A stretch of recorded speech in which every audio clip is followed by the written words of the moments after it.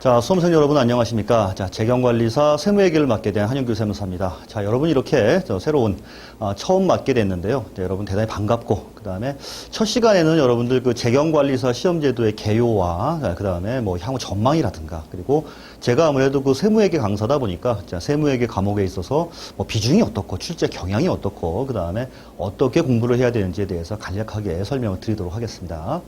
자, 여러분들 지금 이 사이트를 수강하고 계신 여러분들은 당연히 재경관리사를 공부하시는 거고, 그 다음에, 난 이게 야심차게 한번 공부를 한번 해봐야겠다라고 생각을 해서 아마도 처음 시작을 하셨을 거예요. 자, 이왕 처음에 하기로 마음 먹었으니까 여러분들 끝까지, 처음부터 끝까지 포기하지 마시고, 그리고, 오프라인 강의하고 온라인 강의하고 약간 다소간의 차이점이 없지 않아 있는데, 온라인 강의의 약간 장점이라고 하면은 계속적이고 반복적으로 할 수 있다는 장점이 있는 것 반면에, 현장감이라든가 아니면 몰입도라든가 이런 게 좀 떨어질 수가 있습니다. 자, 그래서 여러분들 아시겠죠? 마치 오프라인 강의 하듯이 그렇게 시작하시면 될 듯합니다. 그죠? 자, 여러분들 재경관리사, 뭐 여러분들만 아시는 바와 같이 3일회계 법인에서 하는 시험이에요. 자, 주간 자체가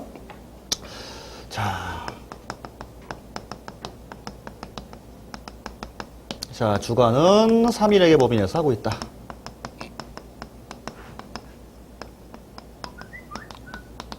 자, 그런데 안타깝게도 제가 글씨는 좀 뭐 그렇습니다. 이해해 주시고.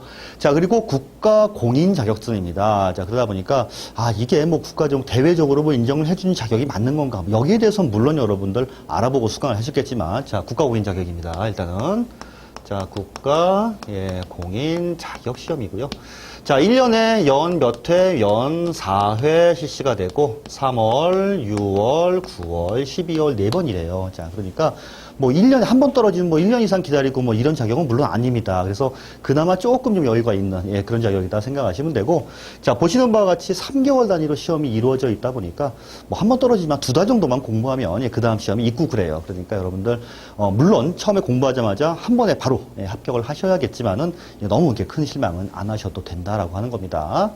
자, 그러면 이 자격을 땄을 경우에 뭐가 이렇게 좋은가? 그리고 지금 현재 이 자격을 취득을 했을 경우에 나중에 정말 쓸모가 있는 건가? 여기에 대해서 굉장히 궁금하실 텐데, 자, 일단 여러분들 이제 그렇게 생각하시면 됩니다. 기본적으로 3일회계 법인에서 주관하는 시험은 3가지가 있어요. 재경관리사, 회계관리 1급, 회계관리 2급 이렇게 3가지가 있습니다. 그런데 회계관리 2급 같은 경우에는 그냥 기업체에 근무하는 사원이라면 이 정도의 회계 지식은 알아야겠지 않느냐라고 하는 그 정도 수준을 다루고 있어요. 따라서 회계 원리만을 다루고 있고요. 이쪽에서 보시면은 자, 일단은 회계 관리 2급 같은 경우에는 회계 원리에 대해서만. 자, 그리고 그보다 조금 어려운 게 있습니다. 회계 관리 1급이라는 자격이 있는데, 자, 요건 마찬가지로 재무회계. 제자가 좀 이상하게 됐네요. 자, 재무회계와 세무회계에 대한 것들만 다루고 있습니다. 자, 그리고 이제 가장 높은 자격이죠. 사실은 위로 올라가는 거니까. 이제 재경관리사다. 자, 이게 재무회계, 세무회계, 원가회계 요 3가지를 다루고 있습니다. 그러다 보니까 사실은 아주 기본적으로 뭐 전표 찍고 뭐 이런 거는 사실은 회계 원리 쪽에서만 그냥 아시면 될 듯하고, 자, 세무회계라고 하면은 마땅히 뭡니까? 뭐 부가세라든가 소득세라든가 법인세라든가 이런 세법을 좀 다루고 있습니다. 그러다 보니 자, 그리고 재경관리사 같은 경우에는 책임자예요. 그래서 일반적인 회사원이라면 이 정도는 알아야겠다. 자, 그리고 밑에 같은 경우에는 실무자 정도라면 이 정도는 알아야 되지 않겠느냐라고 한 자격 정도가 되는 거고, 자, 재경관리사 같은 경우에는 책임자를 양성하고자 하는 자격입니다. 자, 따라서 일반적으로 여러분들 이 자격을 가지고 무슨 뭐 개업을 한다든가 이럴 수 있는 자격은 아니지만, 자, 회사에서 특히 재무나 회계나 경리나 이쪽에서 이제 근무하시는 분들 같은 경우에는 요 정도 지식은 알아야 하지 않겠느냐라고 하는 것들 다루고 있고, 자, 그리고 직원을 채용합니다. 채용 시에 사실은 굉장히 좀 가점이 될 수가 있겠죠. 왜냐하면은, 자, 그래, 이런 자격이 있다라고 하면은, 그래, 이 정도 지식은 좀 있겠구나라고 하는 척도가 될 수 있어요. 그러다 보니까 여러분들 반드시, 합격하셔서 나중에 취업하실 때 굉장히 큰 플러스 될 수 있다라고 하는 것들 좀 알아두시면 될 듯합니다. 자, 이게 벌써 사실은 시행된 지가 이번 연도에 한 40회가 넘어갔습니다. 40회가 넘어가다 보니까 1년에 4번만 보더라도 벌써 10년 이상 된 자격이란 얘기죠. 역사도 좀 있고요. 그리고 당장 오늘 내에 시험한 그 시험은 아닙니다. 그러다 보니까 자, 여러분들 믿고 이렇게 하시면 될 듯 합니다. 자, 그런데 조금 뭐랄까, 이거보다 좀 높은 자격이 있긴 있습니다. 물론 뭐 세무사라든가 회계사가 있는데 요거는 뭐 가볍게 몇 개월 공부해서 될 만한 자격은 아니고 그냥 몇 년씩 투자한 자격입니다. 그러다 보니까 취업을 하기 위해서 세무사 딴다. 뭐 취업을 하기 위해서 뭐 CPA 취득을 한다. 이건 조금 좀 문제가 있을 듯합니다. 그러다 보니 기업 입장에서도 그 정도에 준하는 뭐 그보다 뭐 알겠죠. 그 정도까지는 원하진 않지만은 예, 약간의 회계 지식이라든가 세법 지식을 갖추고 있는 사람을 원하면서 그보다는 약간 좀 이렇게 쉬운 자격이 뭐가 있을까라고 했던 수요가 생긴 게 바로 재경관리사다 할 수 있습니다. 그러다 보니 자, 여러분들 뭐 기업 입장에서도 굉장히 뭐 좋은 입장이죠. 사실은 예, 여러분들 그럴 수 있다라고 하는 겁니다. 자, 그리고 대기업 같은 경우에는 여러분들 사실은 뭐, 재경관리사 있으면은 뭐 당장 취업할 뭐 이건 아니에요, 사실은. 그리고 너무 소기업 같은 경우는 약간 좀 몰라요. 대부분 중견기업 정도에서 약간 뭐랄까, 그 수요조차가 좀 있다 생각하시면 되고요. 자, 그리고, 여러분들 뭐, 우대사항으로는 이제 학점으로 좀 인정을 받을 수가 있습니다. 지금 여러분들 공부하시는 게 재경관리사인데, 14학점이죠. 14학점 정도 인정받을 수가 있어요. 여러분들, 그 평생교육진흥원 학점은행 사이트에 들어가시면은 뭐 자세한 요건이라든가 이런 거 나와 있습니다. 학점으로도 인정받을 수 있고, 자, 취득하시게 되면은 일단 3.1회계 법인에서는 뭐 나름대로의 그 협력업체라든가 그 다음에 취업 사이트를 통해서 취업도 알선하고 해주고 합니다. 뭐 나름대로 굉장히 뭐 짧은 시간이지만은 공부해서 할 만한 자격이다. 뭐 생각하시면 될 듯합니다. 아시겠죠? 자, 여러분들 두 번째 이제 그 제가 또 세무회계 강사다 보니까 세무회계가 그럼 도대체 어떻게 이루어져 있는가 등등에 대해서 설명을 다시 한번 드려볼까 해요. 자, 일단 재경관리사는 여러분들 첫 번째 보시면은 이제 재무회계, 두 번째 과목은 이제 세무회계. 자, 세 번째 과목은 이제 원가회계. 원가관리회계지만은 원가회계. 자, 세 과목으로 이루어져 있고, 자, 여러분들이 몇 문제씩이냐? 전부 다 40문제, 40문제, 40문제. 자, 도합 120문제로 이루어져 있습니다. 자, 그런데 시험을 하루에 봐요. 하루에 보고, 1교시 끝나고 쉬고, 2교시 끝나고 쉬고 이런 게 아니라 한꺼번에 봅니다. 몇 분간? 150분간 봅니다. 150분간. 자, 그리고 합격은 몇 점 이상? 예, 70점 이상. 얘도 마찬가지로 70점 이상, 70점 이상 합격을 해야 됩니다. 자, 어지간한 시험 같은 경우에는 그런 경우가 많아요.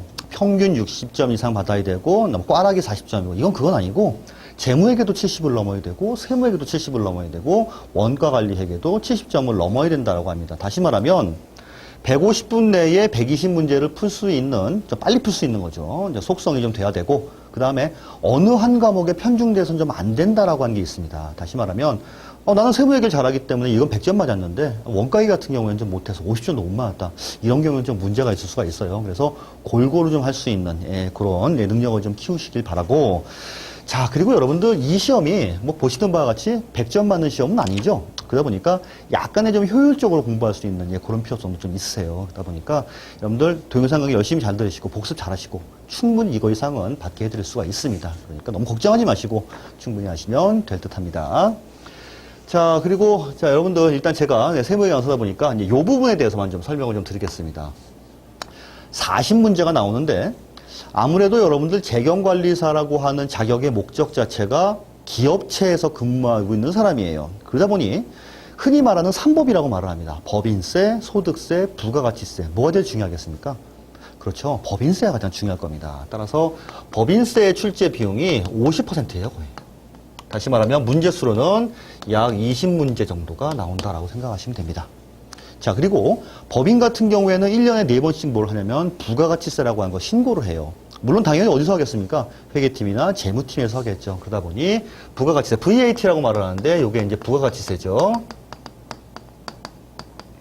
요게 몇 퍼센트? 요거 마찬가지로 한 25%. 그러니까 문제수로 따지면 10문제 정도가 출제가 되고, 자, 이외에 여러분들 조세 총론이라든가, 조세 총론이 뭡니까? 세법에 대한 전반적인 계략이라든가, 그 다음에 국세를 다루고 있는 거기 때문에 당연히 이제 국세기본법, 자, 그 다음에 개인 소득세, 요 세 파트에서 또 마찬가지로 한 25%, 다시 말하면 10문제 정도가 출제가 된다라고 하는 거죠. 아무래도 요거는 그 기업체에서 근무하는 분들 별로 이렇게 중요도가 좀 많이 떨어질 겁니다. 법인세가 가장 중요하고 부가세 1년에 4번씩 신고하고 부가세랑 관련되는 것들 중에는 이제 세금 계산서 끊고 받고 하는 것들이 있다 보니까 요 부분이 조금 더 중요할 거예요. 따라서 구성은 이렇게 이루어져 있고 그렇습니다.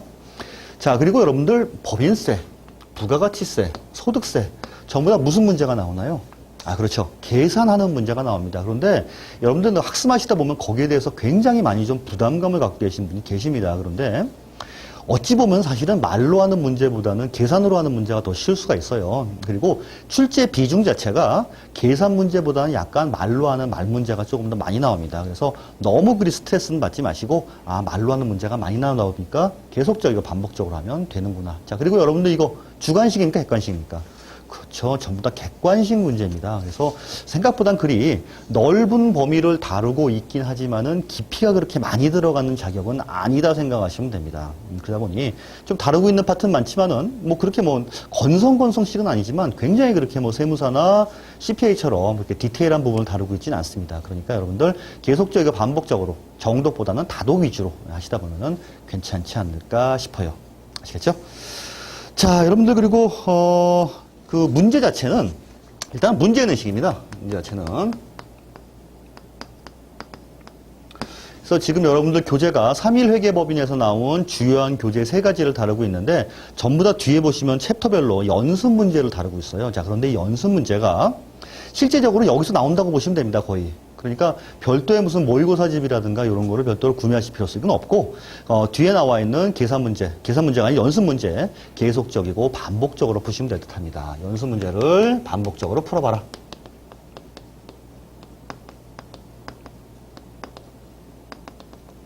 중요합니다, 여러분들. 자, 그러니까 처음에 여러분들 그 시험 볼 때 어떻게 하겠어요? 그 공부하실 때 연습 문제를 책에다 바로 푸시면 안 되고 연습장에다 한번 푸신 다음에 틀린 문제를 다시 한번 리워드하고 뭐 이런 건 괜찮습니다. 그렇죠? 리마인드하고. 자, 그러니까 문제의식 방식에 굉장히 좀 좋다라고 하는 거죠. 자, 그리고 여러분들 동영상 강의를 들으실 때는 물론 뭐 하나하나 하시는 것도 중요하지만 그럼 또 너무 짧지 않습니까, 사실은. 그렇죠? 그러니까 2강 내지는 3강 정도 수강하신 다음에 그 다음에 복습을 하시는 게 가장 효과적이지 않는가 싶어요. 그래서 아까 모두에도 말씀드렸다시피 여러분들 온라인 강의와 오프라인 강의의 차이점 굉장히 좀 뚜렷하다고 말씀드렸죠. 그래서 사실은 오프라인 강의가 현장감은 있고 굉장히 좋습니다. 하지만 온라인 강의의 장점도 뭐예요? 왔다 갔다 하는 시간을 줄일 수 있고 반복해서 학습할 수 있다라고 하는 게 좋은 점이 있습니다. 그런데 여러분들 마침 온라인 강의를 선택하셨기 때문에 여기에 대한 장점을 적극적으로 살려서 하시면 될 듯합니다. 자, 그리고 제가 세무회 강사로서 말씀드리고 싶은 거는 자, 세무회계 언뜻 생각하면 굉장히 좀 법이라고 하는 것도 아니면 세무회계 그러면 굉장히 좀 복잡하지 않을까, 계산 문제가 너무너무 많지 않을까 생각할 수 있습니다. 그런데 언뜻 생각하면 범위 자체가 요만큼이다 생각하면 요것만 명확하게 하시면 오히려 재무회계보다 훨씬 더 쉽다 생각하시면 됩니다. 그리고 실제 여러분들 그 시험 보시는 분들 생각하면 그렇게 40문제면 몇 점이에요? 몇 문제입니까? 28문제죠. 28문제 맞는 거 그리 어렵지 않습니다, 여러분들. 그러니까 자신감을 가지시고 충분히 도전할 만한 자격증이고 3과목 시험 보지만 세무회계 특히나 어려운 거 아니다 생각하시면 될 듯합니다. 아시겠죠? 자, 이로써 여러분들 전반적인 개요와 세무회계 출제 비중에 대해서 말씀드렸습니다. 무엇보다 가장 중요한 건 뭡니까? 그렇죠. 열심히 하는 겁니다. 복습 잘 하시고요. 그러시면 되지 않을까 싶습니다. 여러분들 이제 세부적인 강의에 들어가서 하나하나 알아보도록 하겠습니다. 자, 오리엔테이션 강의 마치도록 하겠습니다.